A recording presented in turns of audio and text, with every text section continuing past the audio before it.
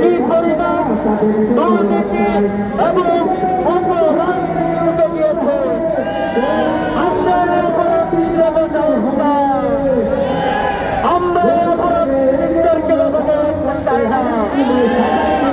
দিয়েছে আমরা চাই না।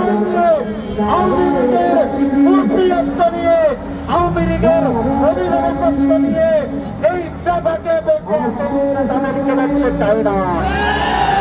সংগ্রামী সাথী বন্ধুগণ, আজকে কওমি ছাত্র সমাজ এই শুধুমাত্র সচেতন কওমি ছাত্র সমাজ এতটুকুর মাঝেই সীমাবদ্ধ নয়। সারা বাংলাদেশের প্রত্যেকটি বিভাগীয় বড় বড় সংস্থাগুলোর সাথে আমাদের প্রতিনিধি আছে। আমরা আজকে সুস্পষ্ট বার্তা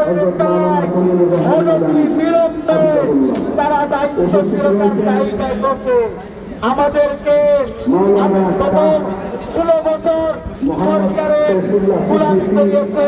আপনারা দায়িত্ব থেকে অব্যাহত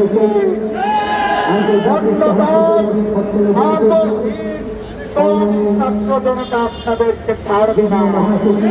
আজকে প্রায় 1 মাস যাবৎ আমরা আন্দোলন করছি, কিন্তু আমাদের আন্দোলনে ঢুকতে পারছে না।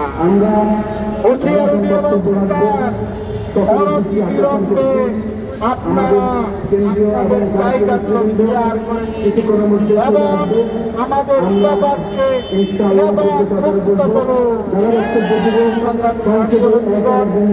আমাদের বিষয় আপনারা বুঝতে পেরেছেন আশা করি।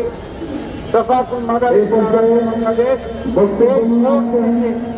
সরকারের তাদের অনুসরণ চাই এবং এই সিস্টেমের বিরুদ্ধে আমাদের যে আন্দোলন সেটা চলমান থাকে।